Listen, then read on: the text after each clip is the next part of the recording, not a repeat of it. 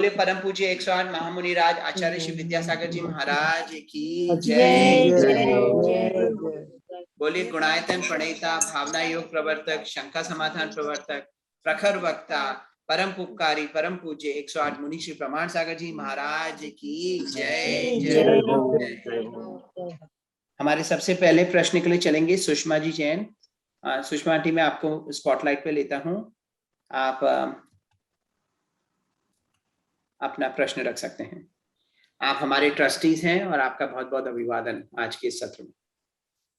महाराज श्री जी के चरणों में मेरा अनंतो अनंतो बार नमोस्तु नमोस्तु नमोस्तु। महाराज जी, आज मेरा प्रश्न एकासना से संबंधित है। तो एकासना में जैसे एक बार मेरे दिमाग में जिज्ञासा है कि पेय पदार्थ लेना ज्यादा, पेय पदार्थ और भोजन अगर हम लेते खाने वाले चबाने वाले पदार्थ लेते तो उसमें क्या अंतर है?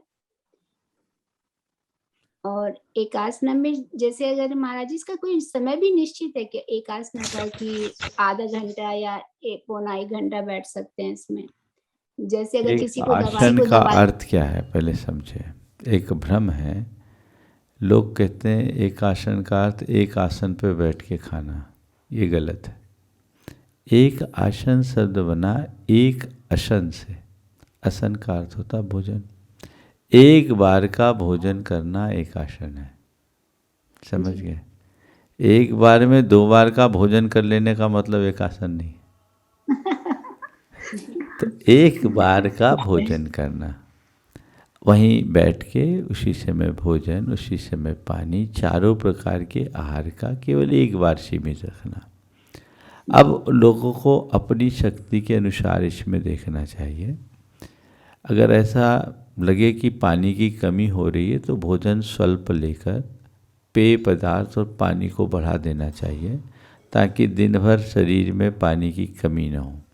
और जैसे जैसे जिसका शरीर सध जाता है उसके अनुरूप वैसा होता है। तो वो एक प्रकार से थोड़ा भोजन करके पेट को आधार दे दिया, काम कर लिया, तो 24 घंटे में एक टाइम का उपवास हो गया। ये है उसका एक आसन का अर्थ। इसका कोई समय नहीं है, आप जितनी देर बैठ के ले सकें। ऐसे मुनियों के भोजन का उत्कृष्ट काल 3 मुहूर्त है, यानी 144 मिनट। ठीक है, उतना तो कोई बैठता ही नहीं।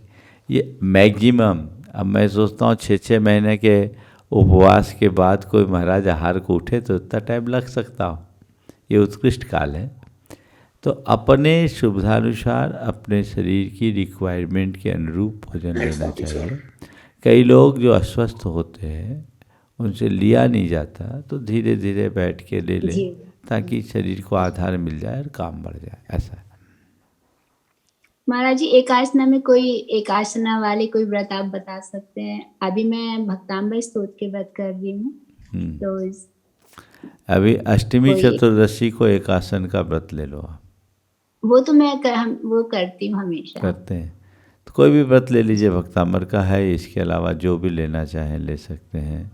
भक्ताम्बर का हो गया है तो आप पंचकल्याणकों के एकासन से कर सकते हैं। ऐसे उपवास से भी करते हैं। दिन गुण संपत्ति का कर सकते हैं। कोई भी व्रत करें, पर उसमें शाम को पानी भी नहीं लेना। व्रत जब करेंगे एकासन का तो केवल जो भी होगा वो एक ही वक्त होगा, एक ही समय। ठीक है, नमस्ते महाराज जी। महाराज श्री, इसी से संबंधित प्रश्न है।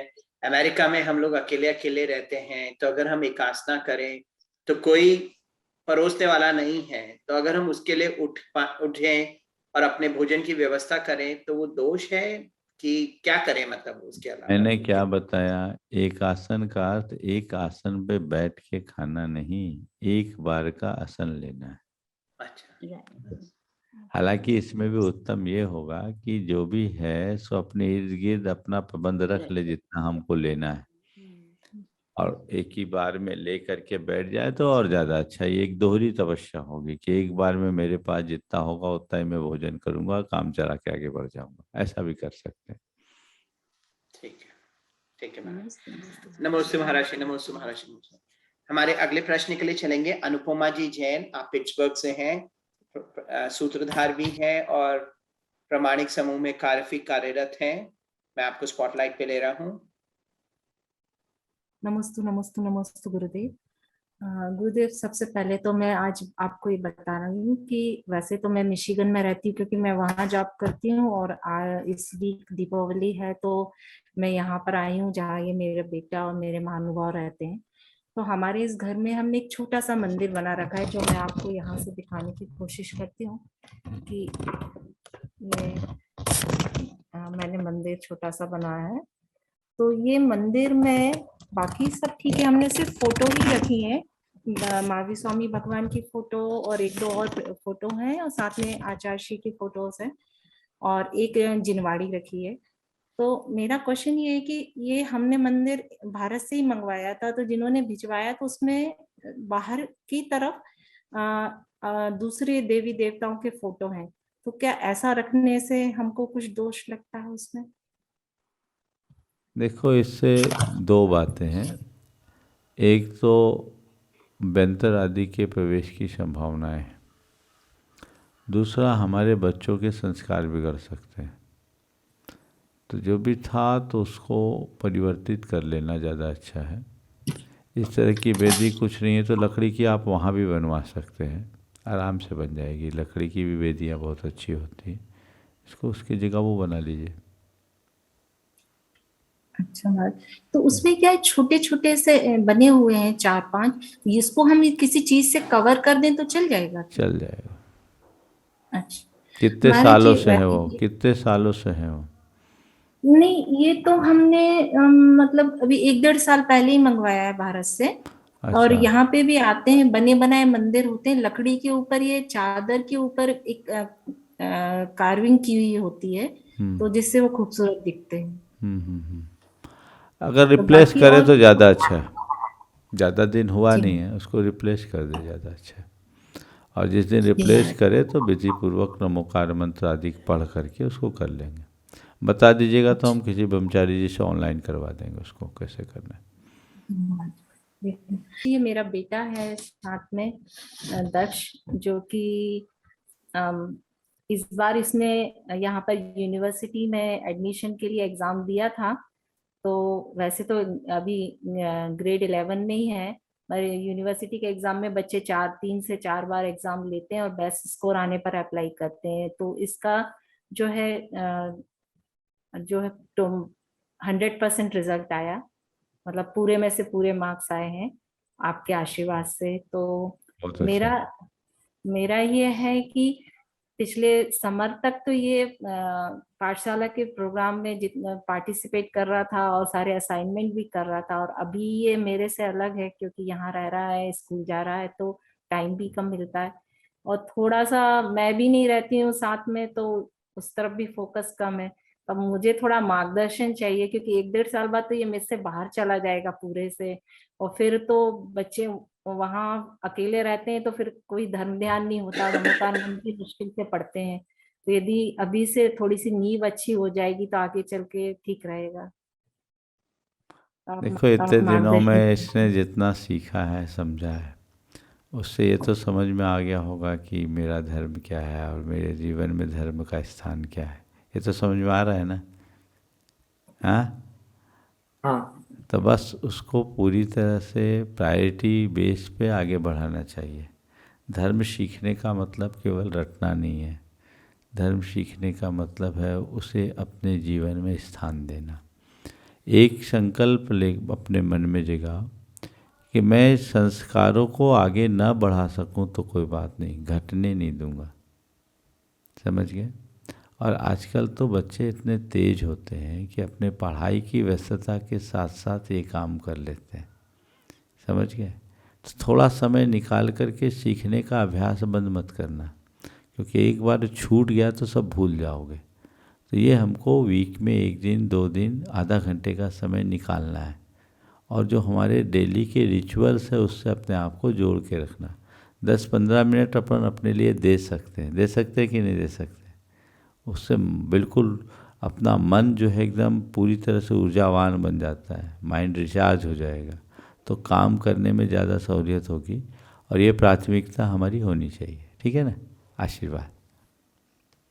और आप इसको ऑनलाइन तो कम्युनिकेट कर ही सकते हैं और उसको बता सकते हैं ताकि टच महाराज में जी रहे। क्या है कि मैं कितना भी कुछ हो, जब स्कूल से आने के बाद थोड़ा सा समय होता है, मुझे पता भी नहीं होता कितना होमवर्क है आज, कितना है कितना ऐसा नहीं है। हाँ अभी तो उसके लिए स्कूल से आने के बाद नहीं, एक तय कर ले कि वीक में एक दिन आधा घंटा हम इस विषय में बातचीत करेंगे, हो जाएगा काम। इतना तो कर सकते हो, है ना? आशीर्वाद। कोशिश कर रही हूँ महाराज जी अपनी बिल्कुल तरफ से, बिल्कुल, मैं भी हाँ, थोड़ा उसमें ढील मत देखूंगी। छोड़ना। पढ़ाई अपनी जगह है, वो महत्वपूर्ण है, पर ऐसा नहीं है कि हम आधा घंटा नहीं निकाल सकते। हमारी जड़ मजबूत होनी चाहिए, है ना? महाराज जी इसका आईक्यू बहुत तेज है, जो कुछ पढ़ लेता है बहुत जल्दी समझ लेता है, किसी चीज में प्रॉब्लम नहीं है। और धर्म का भी जितना भी पढ़ता है तो समझ में तो आता है, मगर बस ये है फोकस नहीं करता, उस तरफ आएगा, इंटरेस्ट नहीं अभी उम्र दिखाता। है, धीरे धीरे आएगा। आशीर्वाद। मस्त नमोस्तु महाराज श्री। अगले प्रश्न के लिए चलते हैं पुनीता जैन न्यू जर्सी से। तो पुनीता। महाराज जी आपका एक प्रवचन है कि प्रतिक्रिया ना करे, ये प्रवचन सुना था। तो उसमें आपने एक लाइन बोली थी कि आत्मा जितनी सहज रहेगी उतनी ही घनीभूत होगी और उसमें उतनी ही शक्ति आएगी, और जितनी आप प्रतिक्रिया करोगे उतनी खंडित होगी और वो इतनी कमजोर होती जाएगी। तो महाराज जी इसको थोड़ा समझा दीजिए कि आप। देखिए, स्वाभाविक है, अगर हम अपने चित्त को 10 जगह बांट देंगे तो उसका असर होगा क्या? और चित्त होगा। एक जगह, चित्त हमने 10 जगह बांट दिया तो उसका कोई असर होगा? देखो, मैं एक उदाहरण देता हूँ।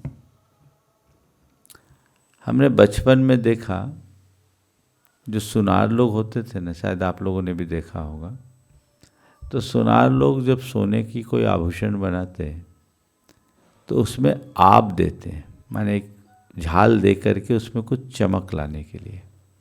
तो चमक लाने के लिए क्या करते हैं, वे एक ढिबरी पुराने समय में होती थी, बत्ती वाली, जो केरोसिन से जलती थी, वो एक लैंप होती थी, उसमें बहुत कालिख निकलती।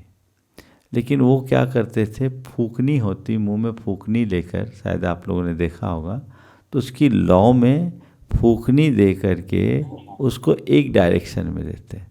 तो जब उस लौ में फूकनी से फूंक मारते हैं तो लौ में एक अलग प्रकार का तेज नीला नीला प्रकाश आता है और वो सीधे उस सोने की आप को बढ़ाता है। समझ रहे? अब उससे फिर उस सोने में रंचमात्र कालिख नहीं होती। क्यों? वो एक डायरेक्शन में, वहाँ वो पूरी तरह से घनीभूत है। हमने अपने आप को एक डायरेक्शन में डाल दिया तो हमारी शक्ति अपने आप बढ़ेगी।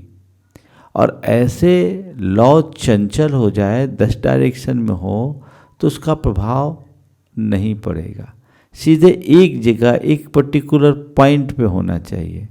तो हमारा दृष्टिकोण सदैव हमारे लक्ष्य के प्रति होनी चाहिए।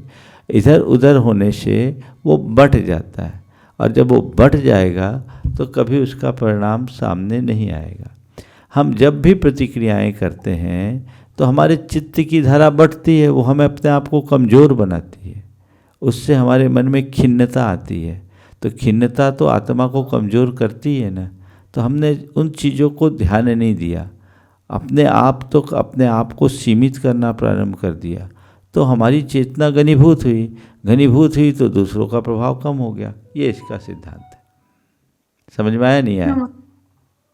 तो महाराज जी मतलब और किससे आत्मा, जैसे ये तो एक उदाहरण, और किससे आत्मा कमजोर होती है, मतलब रूटीन लाइफ के हिसाब से? जैसे ये बहुत अच्छा उदाहरण था कि मैं आपसे कहता हूँ, हमारे मन में स्ट्रेस आता है तब, और हम जब सहज बैठे रहते तब, दोनों स्थिति में हम क्या फर्क महसूस करते हैं?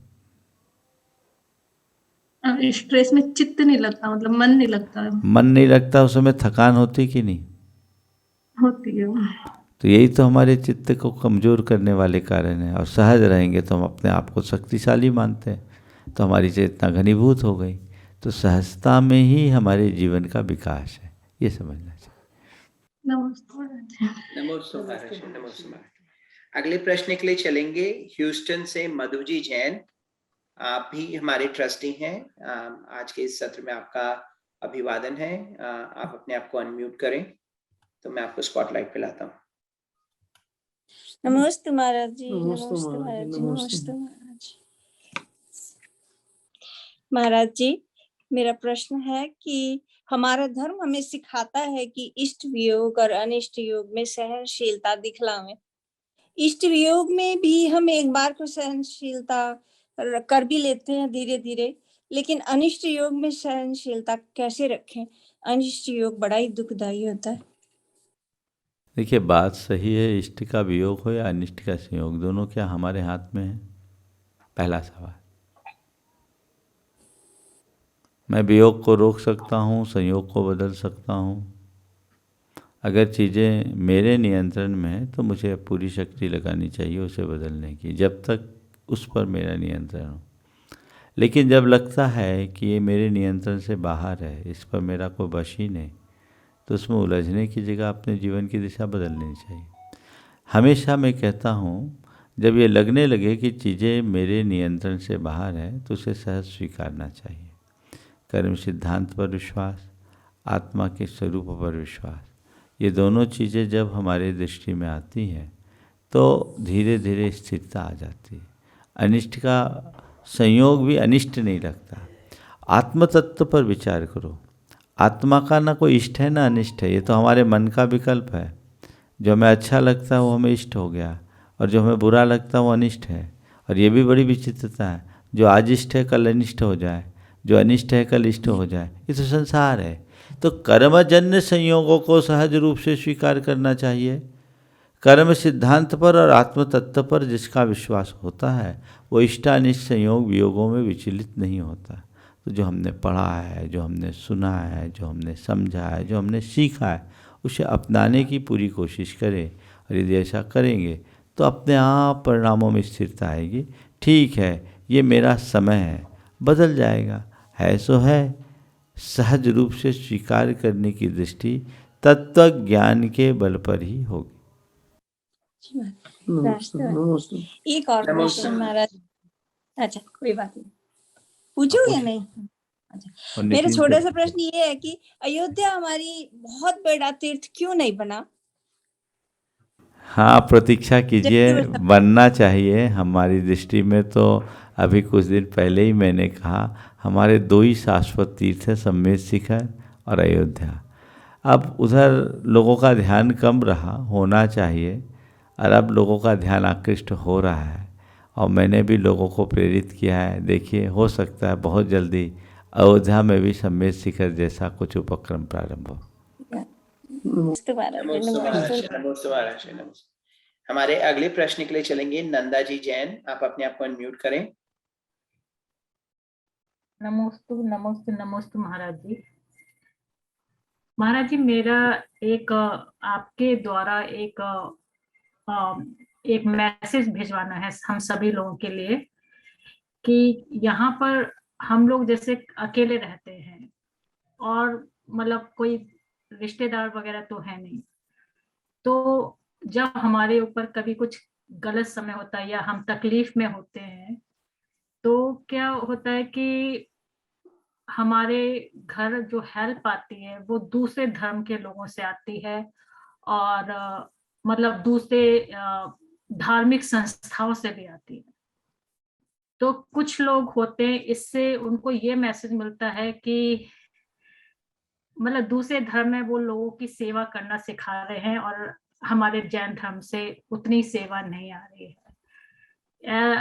पिछली बार किसी बहन ने पूछा था कि वो एक मुश्किल परेशानी में है, तो मतलब इस चीज को भी, एक दूसरे की हेल्प करने को भी अगर हम अपना परम धर्म माने तो एक अच्छा मैसेज हमारी आगे वाली जनरेशन को मिलेगा। बहुत अच्छी बात आपने की है। और ये हमारे यहाँ तो साधर्मी वात्सल्य और स्थितिकरण अंग जैसे अंग सम्यक दर्शन के आधार बताए हैं। ये तो होना ही चाहिए और एक दूसरे का सबको साथ देना चाहिए। वस्तुतः विपत्ति की घड़ी में जब हमारे से कोई साथ होता है तो हमारा सहज रूप से उसके प्रति लगाव बढ़ता है। ये पुरुषार्थ होना चाहिए। मैं तो ये कहूँगा अभी आप लोग नियमित इतने लोग जुड़ रहे हैं, कम से कम आप लोग एक दूसरे से अब संपर्क में आ जाने से परिचित हो गए।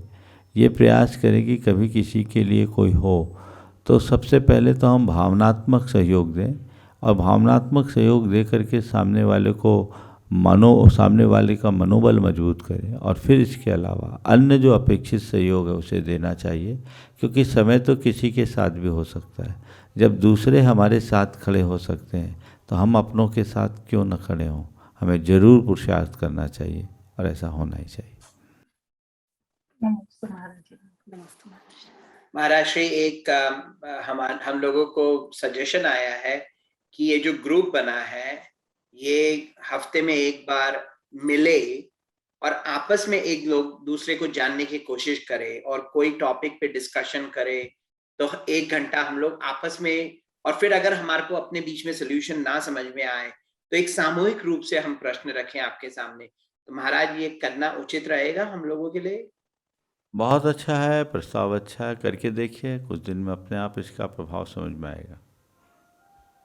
ठीक है महाराज श्री। नमस्ते महाराज बस श्री। अगले ये प्रश्न मैं के लिए चाहता चलेंगे। हूँ इस प्लेटफॉर्म को एक बहुत अच्छा आधार बना सकते हैं एक दूसरे से जुड़ने का, एक दूसरे से परिचय होने का। मैं समझता हूँ बहुत सारे ऐसे लोग हैं जिनको आप लोग एक दूसरे को कभी मिले नहीं हो, जानते नहीं हो, पर वहाँ अभी इसकी बहुत ज़रूरत है, क्योंकि आप लोग बहुत थोड़ी संख्या में आपस में इस तरह से जुड़ जाएंगे। अभी मान लीजिए 170-80 लोग होते हैं, 200 लोग होते हैं, इसको बढ़ाते बढ़ाते और लोगों को भी बढ़ाया जाए। और बहुत सारे ऐसे लोग हैं जो वहाँ रह रहे हैं पर अभी आप लोगों का परिचय नहीं। अभी हाल के दिनों में मेरे पास कुछ लोग आए तो मैंने नंबर भी दिलवाया कि उनको एक दूसरे के साथ जोड़ो। तो ये जोड़ने की प्रक्रिया होनी चाहिए, एक दूसरे के साथ परिचय और संपर्क बनेगा, तभी आगे सब में स्थिरता रह सकेगी और धर्म की परिपाटी चलेगी। नमस्ते महाराज श्री। हमारे अगले प्रश्न के लिए चलते हैं। सुरेंद्र जी सिंघवी। सुरेंद्र अंकल, आप भी सूत्रधार हैं आज के सत्र में। आपका अभिवादन। अपने आप को अनम्यूट करें तो मैं आपको स्पॉटलाइट पे लेता हूं। सुरेंद्र अंकल, अपना प्रश्न रख सकते हैं आप। मुनिश्री, जब मैं सूत्रधार बना तो शेफा जी मुझे ब्रोशर भेजा, उसमें लिखा हुआ था कि Gunayatan is going to maintain और बिल्ड दिगंबर टेम्पल्स। मेरा क्वेश्चन ये आता है कि हम लोग क्यों डिवाइड करें अपने आप को? We all Jain, we should work on Jain temples. बिल्कुल यूएसए जैना के अंदर पिछले 40 साल से trying to unite everybody. Sincerely मैंने टेम्पल बनाया तो वहाँ पे दिगंबर भी है, श्वेतांबर भी, सब मूर्तियाँ हैं, सब मिलके काम कर रहे हैं। तो गुणायतन ऐसा काम क्यों नहीं कर सकता है? बिल्कुल कर रहा है, कर नहीं सकता, कर रहा है। देखिए, जो दिगंबर टेम्पल लिखने का प्रयोजन है वो ये है कि भारत की स्थिति और अमेरिका की स्थिति अलग है, यहाँ सबकी आस्थाएं अलग अलग हैं। आज समेत शिखर जी में भी सबकी अलग अलग, आज दिगंबरों की भी बहुत सारे मंदिर हैं, तो अलग अलग मंदिरों में लोग अलग अलग व्यवस्थाएं करते हैं। चूँकि गुणायतन से बहुसंख्यक लोग दिगंबर ही जुड़े हैं, उनकी सबकी पूजा, मान्यता, आस्थाएं हैं, तो वो उस तरीके से करें। हाँ, लेकिन ये दिगंबरों के ही लिए नहीं है, तो मानवता के लिए है, संपूर्ण देश के लोगों के लिए, दुनिया के लोगों के लिए है और सबके कल्याण के लिए है। लोग उसका उपयोग करें, लाभ उठाएं। हम अपनी आस्था को तो नहीं बदल सकते हैं। हाँ, हम हमेशा कहते हैं हम दिगंबर श्वेतांबर जो हैं अपने मंदिर और पूजा घर के भीतर हैं, बाहर हम सब जैन हैं। तो गुणायतन जैनों को रिप्रेजेंट करता है, पर चूँकि जो पूजा अर्चा है, आस्थाएँ हैं, वो दिगंबरत्व से जुड़ी हुई है, इसलिए उसे दिगंबर जोड़ा जाता है। और ये ज़रूरी भी है, क्योंकि भविष्य में इसको लेकर के बहुत सारे, हम जो अपने अतीत को देखते हैं तो बहुत सारे आपस में विवाद भी हुए। तो हम नहीं चाहते हैं कि किसी तरीके का विवाद आपस में बने। एक बहुत अच्छा आज के संदर्भ में मैं कहूँगा कि लोगों की सोच में बदलाव आया है, लोग थोड़ा बड़े स्तर पर सोचने लगे हैं और आज के दौर में दिगंबर श्वेतांबर आपसी विवादों को कम करके एक दूसरे के निकट पहुँच रहे हैं। लेकिन चूँकि पूजा अर्चा, मान्यताएं, आस्थाएं ऐसी होती है जो सब व्यक्ति की अलग अलग होती है, जो जिस आस्था से जुड़ा है वो उसी आस्था के अनुरूप पूजा अर्चा करना पसंद करता है। तो इन सब बातों को ध्यान में रखते हुए कहीं कोई विवाद उत्पन्न न हो जाए, इसलिए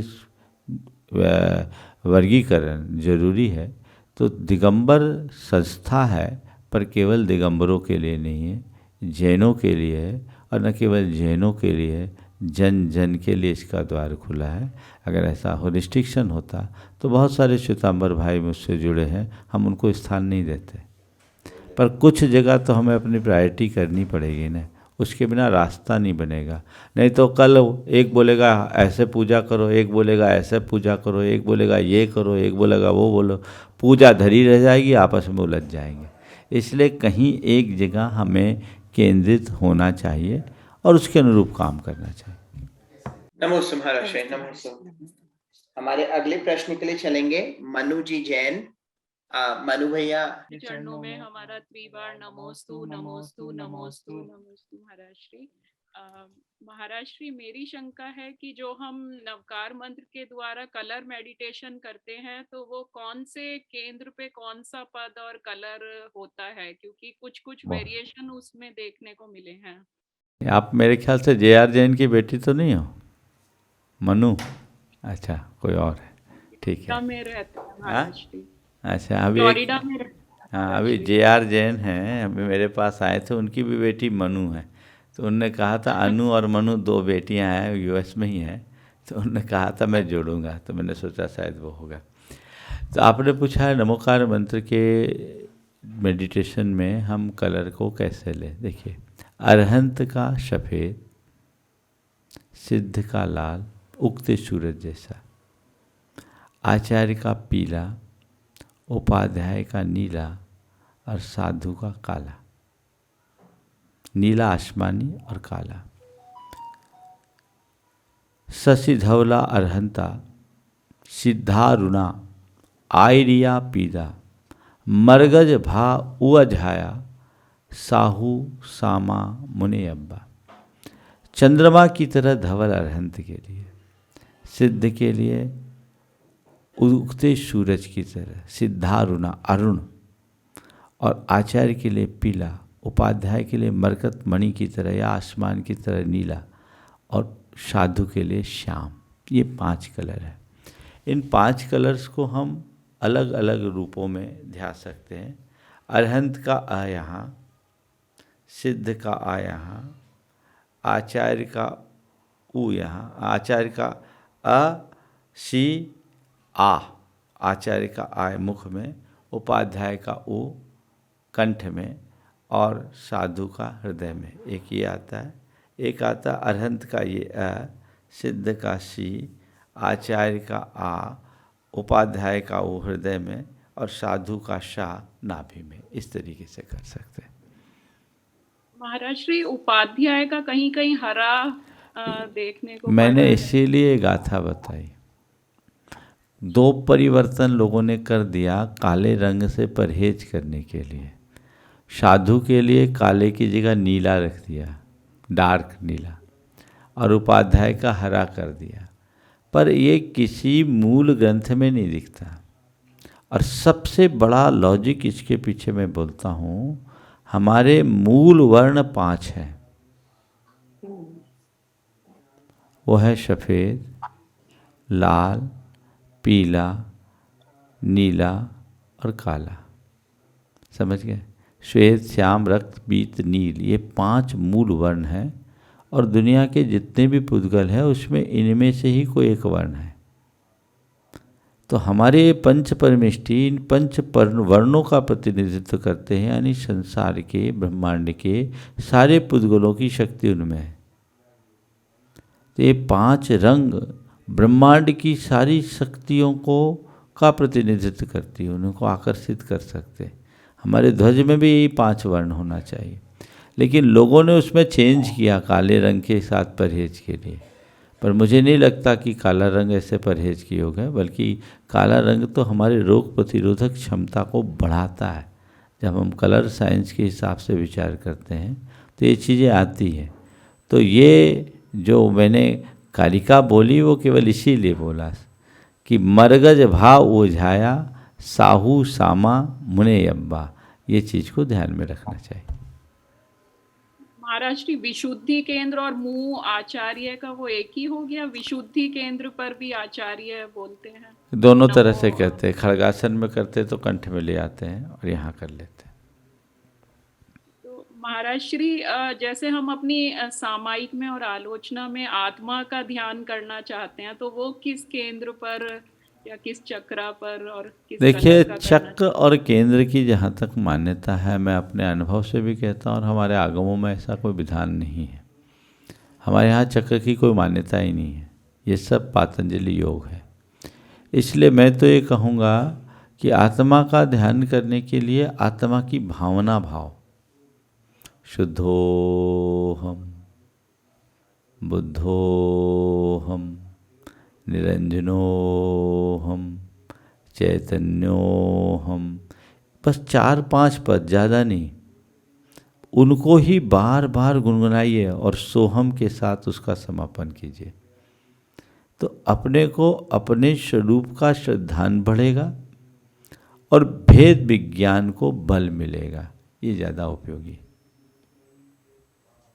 महाराज श्री मेरी बेटी 12th में है, कॉलेजेस में अप्लाई करा है, तो अभी जैसे एक क्वेश्चन था, अभी तो वो पाठशाला जाती है तो संस्कार हैं, तो बस आगे भी वो कंटिन्यू रखे, अभी कॉलेज में चली जाएगी, तो आपका आशीर्वाद बस चाहिए। बेटी से इतना ही कहूँगा कि संगति को संस्कारों पर हावी मत होने देना। समझ गए? जो संस्कार है उसको अपने जीवन की मूल निधि बनाना, यही जीवन में काम आएगा। तो जितना हमने पढ़ा सीखा है, सबके बीच रहो, पर अपने आप को अपने बाउंड्री से बाहर मत निकलने देना। समझ गए ना? हमारे जीवन की कुछ सीमाएं होती हैं, वो लक्ष्मण रेखा है, उसका उल्लंघन कतई नहीं करना। ठीक है ना? नमोस्तु महाराज श्री, नमोस्तु महाराज श्री। अगले प्रश्न के लिए चलेंगे बीजल जी डेडिया।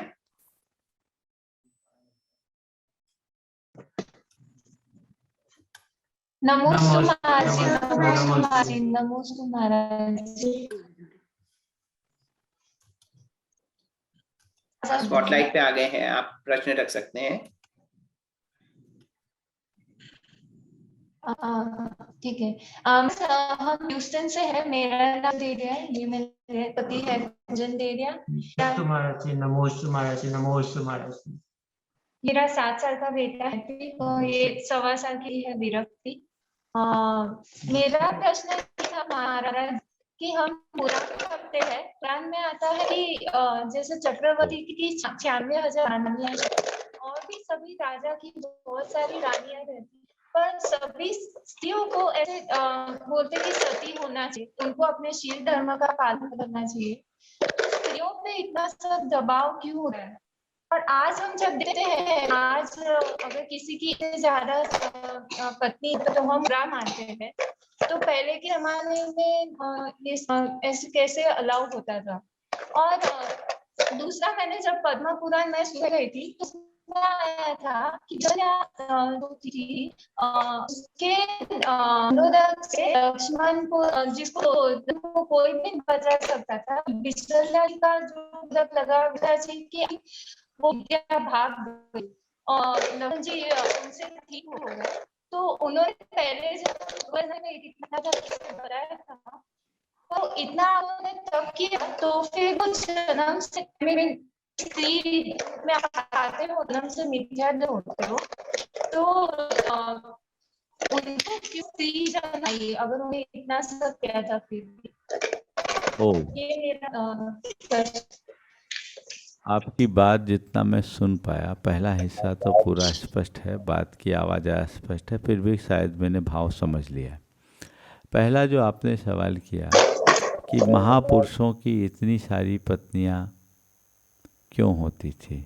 आज के युग में तो बहुपत्नी होना अच्छा नहीं माना जाता, और इतनी सारी पत्नियों को क्यों लिया गया। आप महापुरुषों की बात जाने दीजिए, इंद्रों की कितनी इंद्राणियां होती है देखिए। समझ गए? तो ये एक हमारी सामाजिक व्यवस्थाएं हैं, और ये परस्पर का एक दूसरे के प्रति समर्पण भी है। आप ये मत सोचिए कि एक महापुरुष की इतनी पत्नियां क्या है। मुझे तो ये लगता है कि चक्रवर्ती की 96,000 रानियां अपने आप को चक्रवर्ती की पत्नी होने का गर्व महसूस करती होगी। गौरवान्वित होती होगी कि मैं चक्रवर्ती की पत्नी हूँ, मुझे विवाह तो किसी से भी करना है, पर मैं उसी से करूँगी। ये व्यवस्था हमारे शास्त्रों में थी और वो निभता था। आज तो एक को निभाना भारी पड़ रहा है, इसलिए समय काल के अनुरूप व्यवस्थाएं बदल गई। पर इसका तात्पर्य ये नहीं कि उस समय स्त्रियों को बहुत हीन माना गया और किसी के साथ किसी को ब्याह दिया गया।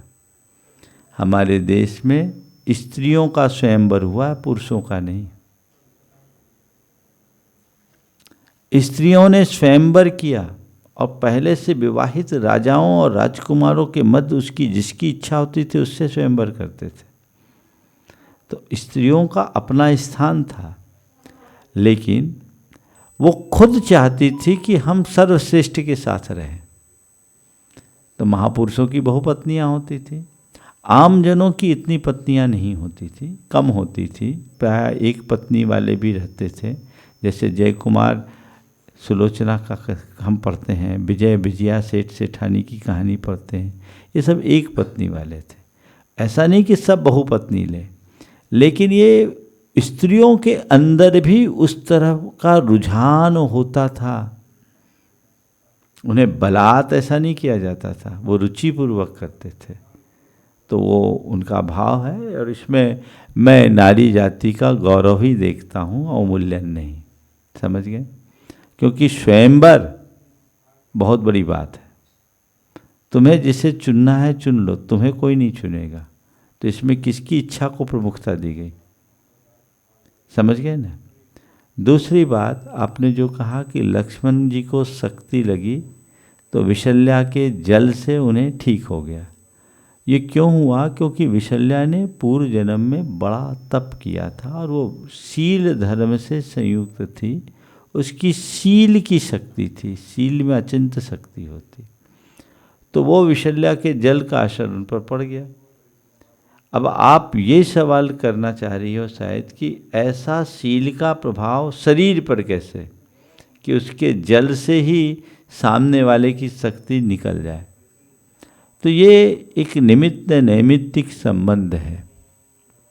जिस जीव ने शील धारण किया उस जीव की आत्मा में अतिरिक्त सामर्थ्य प्रकट होती है और आत्मा की सामर्थ्य का असर शरीर पर पड़ता है। तो शरीर का असर, शरीर के परमाणुओं का असर उस जल पर पड़ा, उस जल का चमत्कार वहाँ हुआ, ऐसा समझना चाहिए। तो ये इस तरह की व्यवस्था है। मैं समझता हूँ आप शायद यही पूछना चाह रहे थे ना?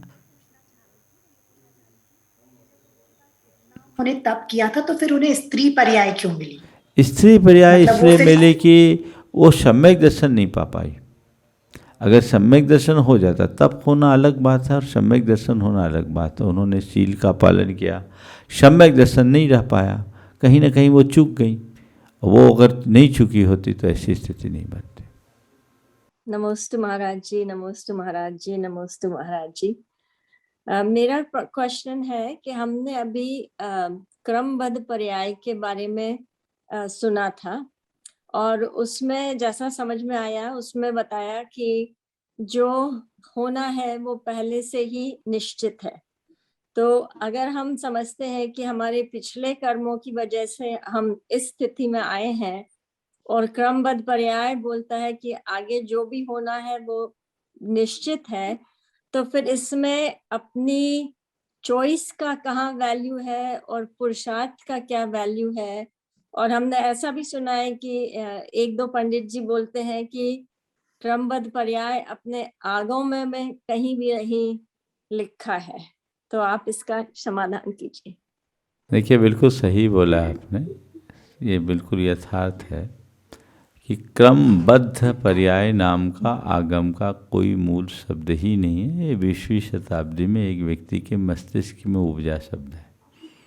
हमारे गुरुदेव से एक बार किसी व्यक्ति ने कहा, स्वाध्यायशील व्यक्ति थे, गुरुदेव मुझे क्रमबद्ध पर्याय के बारे में समझना है। गुरुदेव ने कहा पहले क्रमबद्ध स्वाध्याय करो, पहले क्रमबद्ध स्वाध्याय करो, तब मैं क्रमबद्ध पर्याय की बात करूँगा। ये बातें जब हम सुनते हैं तो ऐसा लगता है कि सब कुछ सुनिश्चित जैसा है, सर्वज्ञ भगवान के ज्ञान को आधार बनाकर ये लोग अपनी बात करते हैं और उसके अनुसार ये सब चीज़ें हो जाती हैं, लेकिन ये कथन उपयुक्त नहीं है। हमें इसे बहुत गहराई से समझना चाहिए। इस पूरे प्रकरण में मैं अगर पूरी विवेचना करूं तो काफ़ी लंबा समय निकलेगा, लेकिन संक्षेप में मैं आपसे ये कहता हूं, भगवान के ज्ञान में क्या है ये मुझे पता नहीं, पर भगवान ने हमारे लिए क्या कहा है इसका मुझे पता है। बात सुन रहे हैं मेरी?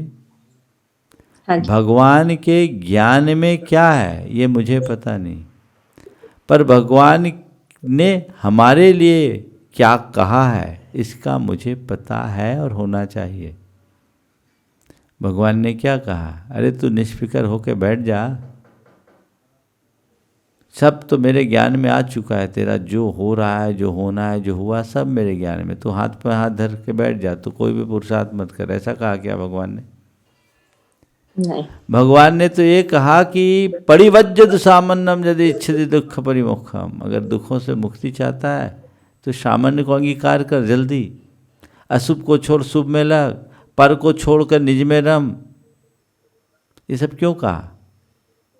जब मेरे हाथ में कुछ है ही नहीं तो भगवान ने ऐसा क्यों कहा? बात समझ में आ रही है? टोडरमल जी ने मोक्ष मार्ग प्रकाशक में ऐसे लोगों को बड़ी मीठी डांट लगाई। उन्होंने कहा कि तू खान पान व्यापार आदि में तो उद्यम करे और यहाँ होनहार बतावे हैं, सो जानिए हैं तेरा साचा श्रद्धान यहाँ है नाही, झूठी माना दिखते बातें बतावे हैं। इससे पहले एक लाइन और लिखी, जब तेरा यहू श्रद्धान है तो तू किछु भी कार्यनी का उद्यम मत कर। अगर तेरा यही विश्वास है कि जब जो होना होगा तो होगा, तो तू किसी कार्य का भी उद्यम मत कर। तू खान पान व्यापार आदि में तो उद्यम करे और यहाँ होनहार बतावे। दुनियादारी में तो उद्यम करते हो और शास्त्र की सभा में क्रमबद्ध पर्याय की बात करते हो, तो जानिए है तेरा साचा श्रद्धान यहाँ है नाही, झूठे माना दिखते बातें बनावे हैं। ये बातें बनाने की बातें ठीक नहीं है, समझ गए? हमें हमारे यहाँ नियतवाद को स्थान नहीं दिया। एक सूत्र है, कालन क्रमानुक्रम विधायित्वात् कार्य क्रमानुक्रमस्य। कार्य का क्रमानुक्रम कारण के क्रमानुक्रम पर निर्भर करता है। जैसा कारण वैसा कार्य। एक द्रव्य में अनेक योग्यताएं होती हैं, उन योग्यताओं में वो प्रकट हो जाती है जैसे अनुकूल सामग्री मिलती है, बाकी अप्रकट रह जाती है। जैसे अभी आप मेरी बात को बहुत गंभीरता से सुन रही हो, सुन रही? इस समय आपके अंदर केवल सुनने योग्य योग्यता नहीं है, आपके अंदर बहुत सारी योग्यताएं हैं। आपकी ओर थोड़ा सा मैं मुस्कुरा दूं तो आप अभी मुस्कुरा जाओगी, कोई जोक सुना दूं तो खिलखिला जाओगी, कोई आरोप लगा दूं तो चौंक जाओगे, कोई डरने की बात कर दूं तो आप डर भी जाओगे, कोई आश्चर्यकारी बात कर दूं तो चकित हो जाएंगी, और कोई ऐसी बात कर दें तो हो सकता है शायद गुस्सा भी आ जाए। तो आपका चौंकना, आपका चकित होना, आपका डरना, आपका मुस्कुराना, आपका हंसना, आपका गंभीर मुद्रा में सुनना, ये सारी योग्यताएं आपके अंदर है ना? प्रकट कौन सी हो रही है? सुनने की। जो सामने निमित्त आ रहा है, प्रकट कौन सी हो रही है? जो सामने निमित्त आ रहा है वैसी योग्यता प्रकट हो रही है, यानी बाकी योग्यताएं तो चले गई ना। अरे इस समय मुझे मुस्कुराना ही था, इस समय मुझे चौंकना ही था, इस समय मुझे चकित होना ही था, इस समय मुझे चिल्लाना ही था। तो फिर एक ही सवाल और एक ही उत्तर, ऐसा क्यों हुआ? क्योंकि यही होना था। और ऐसा क्यों नहीं हुआ? क्योंकि नहीं ही होना था। इस प्रकार के मृत विचारों को जैन धर्म में कोई स्थान नहीं है। जैन दर्शन कारण कार्य की वैज्ञानिक व्यवस्था को लेकर के चलता है।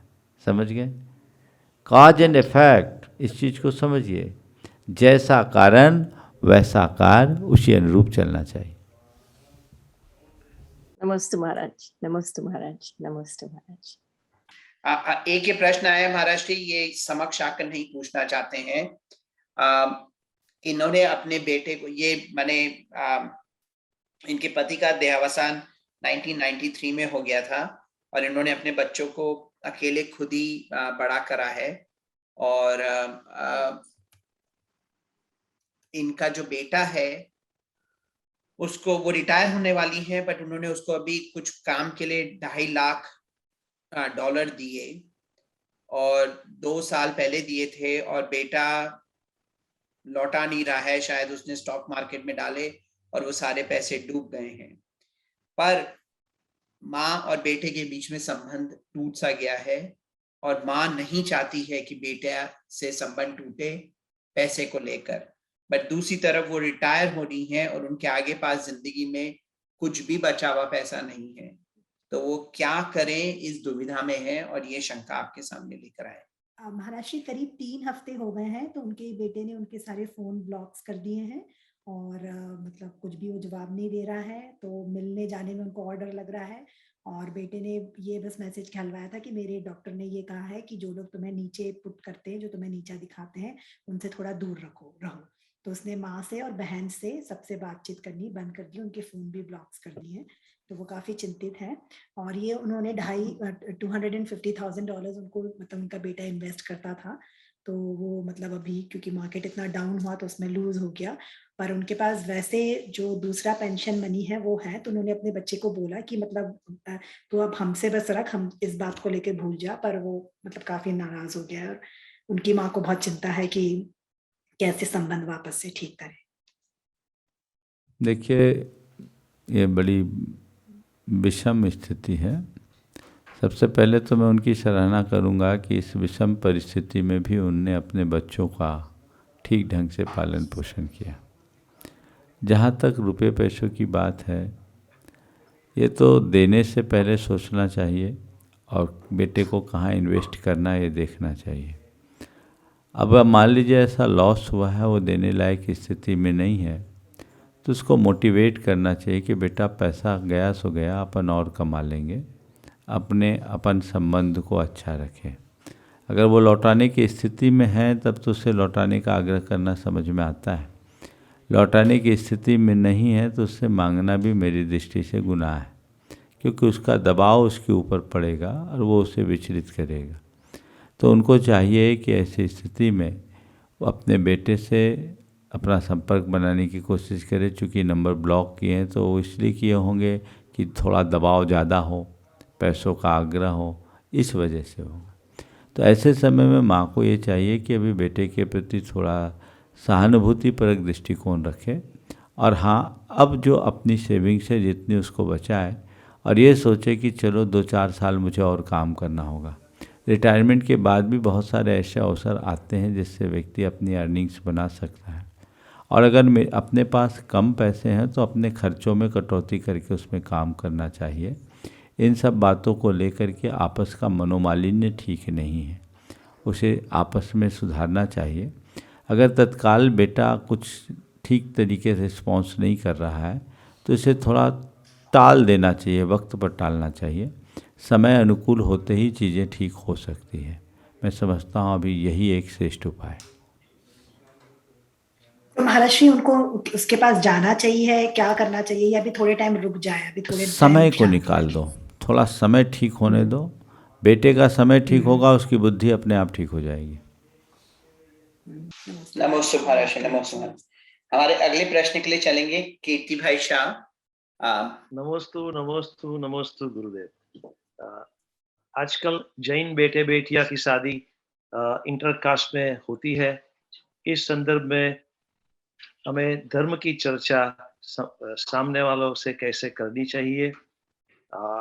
हम जैन होने के नाते हमें जैन धर्म का प्रति राग होता है, लेकिन सामने वाले की भी फीलिंग्स को ध्यान में रखते हुए धर्म की चर्चा कैसे करनी चाहिए और अपने पोते और पोतों को जैन धर्म की शिक्षा के लिए कैसे अनुमोदित करें?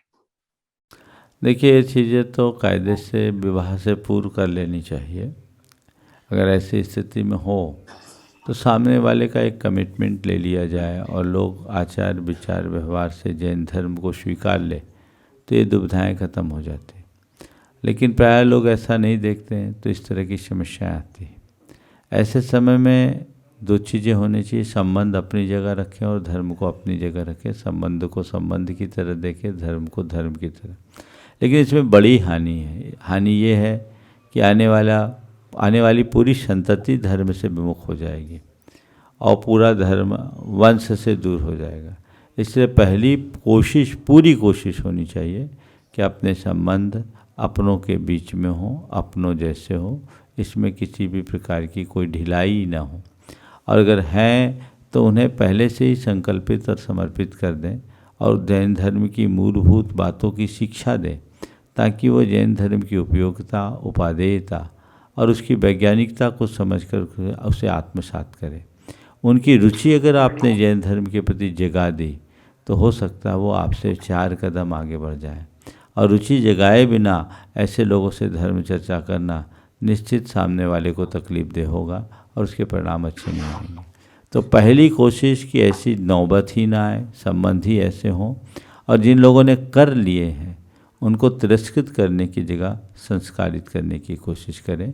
धीरे धीरे उनको मोल्ड करें तो हो सकता है काफ़ी कुछ बदलाव आ जाए। नमस्ते गुरुदेव। नमस्ते महाराज, नमस्ते महाराज। हमारे अगले अब महाराज 3 प्रश्न हैं, बट एक जो सब लोगों ने कई जगह हमसे पूछा है कि हम आपसे पूछें कि दिवाली कैसे बनाएं। मैंने अभी कल से दिवाली शुरू हो जाएगी, परसों से, तो बजाय ये प्रश्न लेने के मेरा भाव है कि आप हमें 10 मिनट समझाएं कि क्रिया तो बहुत देखी, बट भाव और कैसे, मतलब हर साल दीपावली को कैसे मनाएं और किस भाव से मनाएं इस वर्ष। अगर आप उस पर हमें कुछ बोलें तो अच्छा लगेगा। देखिए, दीपावली के संदर्भ में मैंने परसों ही अपना वक्तव्य शंका समाधान में दिया था, फिर भी आज आपने पूछा है तो आप जैसे प्रवासी भारतीयों के लिए दीपावली की बात मैं करता हूँ। दीपावली भारत का एक बड़ा पर्व है, लोक पर्व भी है, धार्मिक पर्व भी है। रामचंद्र जी के लंका विजय के बाद अयोध्या वापसी के अवसर पर दीपावली मनाई जाती है। ये लौकिक पर्व है, चूँकि रामचंद्र जी एक मर्यादा पुरुषोत्तम थे, एक लोक पुरुष थे। जैन परंपरा में भी रामचंद्र जी का महत्वपूर्ण स्थान है। वे 8वें बलभद्र थे, तो उसमें जैनियों के अंदर भी अपार खुशी थी और जैनियों ने भी दीपावली को उतने ही उत्साह से मनाया जितना लोग मनाते हैं। तो ये जन जन का पर्व है, उसको उस तरीके से मनाने में कोई दिक्कत नहीं है। किसी के आगमन की खुशी में जो दीपोत्सव हुआ, एक पक्ष ये है। दूसरा, दीपावली एक लौकिक पर्व, लोक पर्व के अलावा लौकिक पर्व इसलिए अर्थ में है कि दीपावली अंधेरे से उजाले का पर्व है। हम अमावस में उजास प्रकट करने के लिए दीप जलाते हैं, जो हमें तमसोमा ज्योतिर्गमय का प्रतीक बनता है। और दीपावली के पहले लोग घरों में साफ सफाई आदि करते हैं, वो इस बात का प्रतीक है कि हम अब नकारात्मकता को हटाकर सकारात्मकता की ओर बढ़ेंगे, कृष्ण पक्ष से हटकर शुक्ल पक्ष की ओर गतिशील होंगे। ये हमारा इसके पीछे का एक आध्यात्मिक अर्थ है। घर परिवार में, घर पर प्रतिष्ठान आदि की साफ सफाई के पीछे भी यही एक उद्देश्य है कि जिससे न केवल गंदगी मिटे अपितु नकारात्मकता भी मिटे और हम उसे सकारात्मक तरीके से लेके चलें। और धार्मिक पर्व की दृष्टि से हम भगवान महावीर के निर्वाण की बात जानते हैं। सुबह से लाडू चढ़ाते हैं और शाम को गौतम स्वामी को केवल ज्ञान होने के उपलक्ष्य में दीप जलाते हैं। ये भी अच्छी चीज़ है।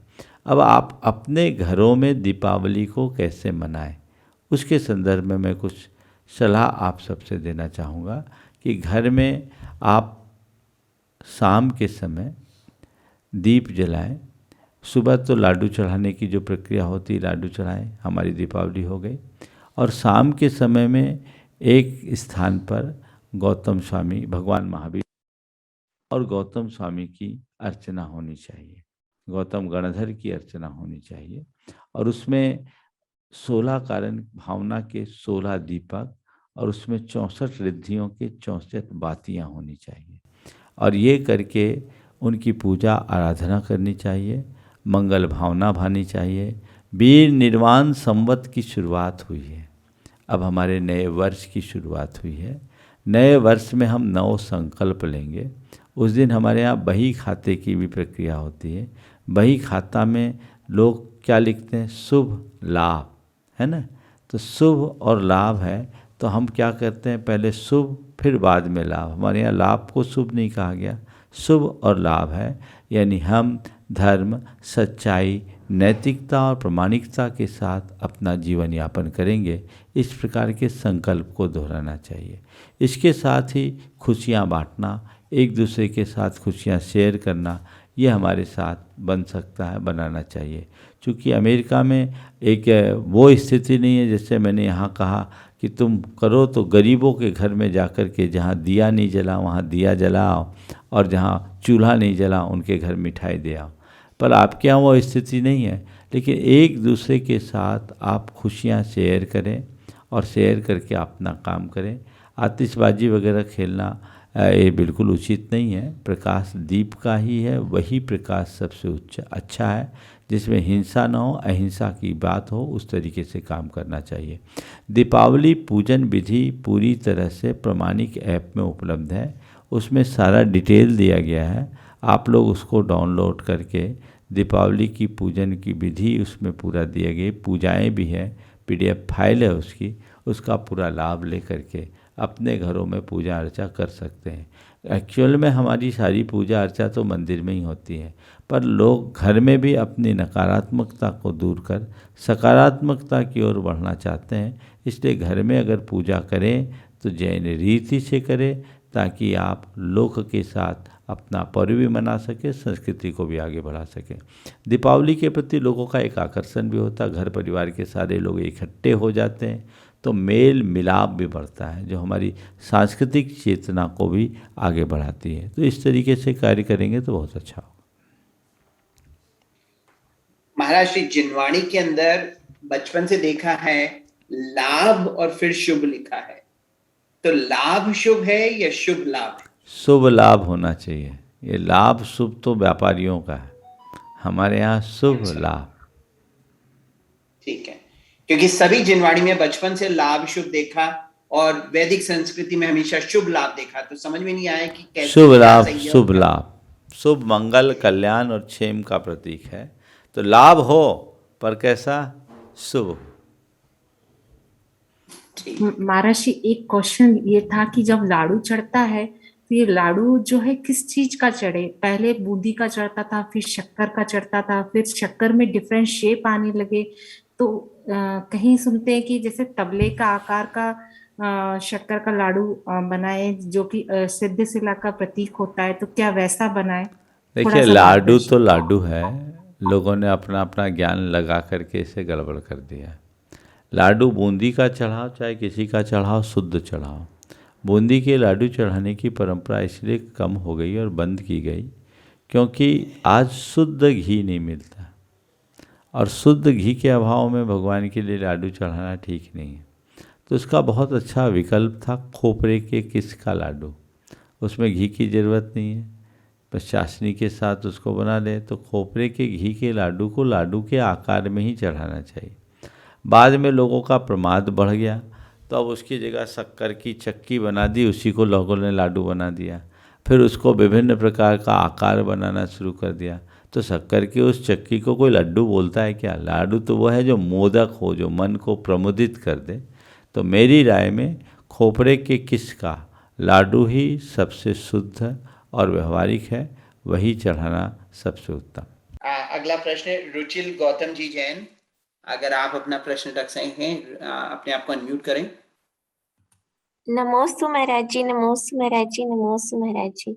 महाराज जी, मेरा प्रश्न मेरी माता की ओर से था कि मेरे नगर में चैत्यालय जी के जीर्णोद्धार के लिए मतलब मंदिर को गिराकर मतलब पूरा नया मंदिर बना रहे थे। तो मेरे पापा उसमें मतलब देख रेख मतलब अध्यक्ष थे। तो क्या हुआ, जो मंदिर जी जो जब गिराया तो उसका जो मलबा था किसी कारणवश हमारे घर के बेसमेंट में मतलब रखा गया। तो मतलब उससे मतलब कुछ दोष होगा क्या? मतलब आप थोड़ा सा इस पे मतलब अच्छा, मंदिर के मलबे को, बेसमेंट को फिल करने के लिए यूज किया, ये उचित हाँ, नहीं है। लेकिन ये है ना, ये तो उचित नहीं है। उसके उसको लिए खाली मतलब करा लीजिए और उस मलबे को हम्म कहीं ऐसी जगह डिस्ट्राय कीजिए। बेहतर तो है कि कोई नदी है तो उसमें डलवा दीजिए, या कोई ऐसे हम्म गड्ढे में डलवा दे जहाँ कोई अपवित्रता ना हो। बेसमेंट को हम्म फील करना है तो ऐसे भी नए मिट्टी का प्रयोग होना चाहिए, पुराने मलबे का नहीं। उससे नकारात्मकता बढ़ेगी और मंदिर की सामग्री को घर में लाना तो कतई उचित नहीं है। यदि किया है तो उसको वापस ठीक किया जा सकता है। नमस्ते महाराज जी। महाराज जी, मेरे पिताजी की ऑपरेशन भी हुआ है, उनकी बहुत तबीयत भी खराब है, तो अभी उसके लिए भी आशीर्वाद दीजिए, वो जल्दी से ठीक हो जाए। आशीर्वाद, वो कहाँ, भारत में है कि यूएस में ही है? नहीं नहीं, भारत में मुंगावली, अशोकनगर, मध्य प्रदेश, अच्छा, वहाँ पर। आशीर्वाद, ठीक। नमस्ते। नमोस्तु महाराज, नमोस्तु महाराज, नमोस्तु। हाँ, अब यहीं विराम।